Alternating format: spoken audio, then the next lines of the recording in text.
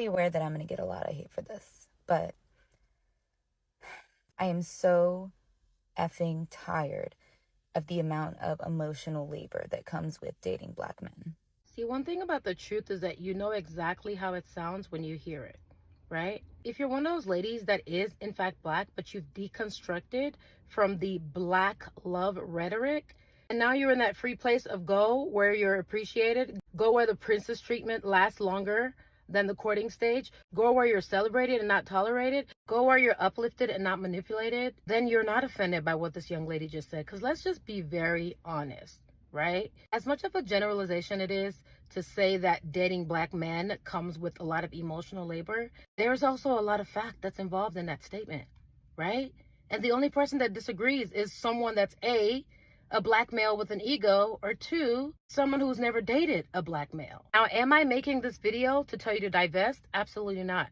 Do what your heart desires. But the definition of insanity is doing the same thing all over again and expecting different results. We cannot continue to ignore the fact that it's a very unique experience, right? It's kind of like I've talked about on YouTube and I think on TikTok here, that there's something about dating a rapper, an athlete, right? We're not talking about Russell Wilson and Ciara. Those are the outliers, right?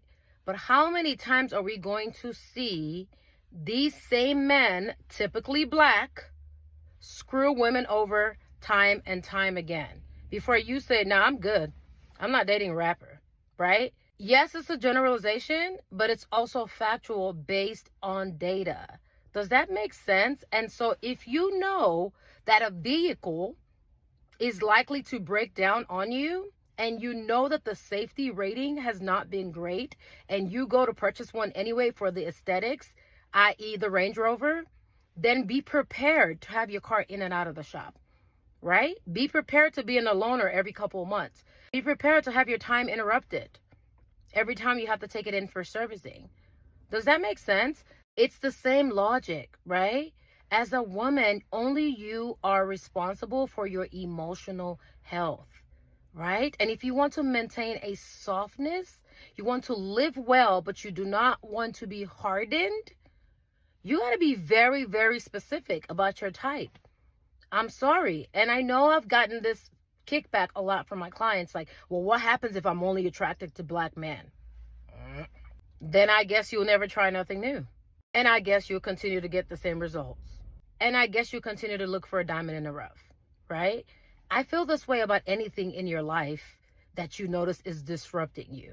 So kudos again to that beautiful woman for speaking up, because not a lot of us are saying this out loud. We are thinking it, but we're not saying it enough. If you're seeing my face for the first time, my name is Mary, and I'm borderline obsessed with seeing women loved right the very first time. If that sounds like a cup of tea, definitely like and follow for more.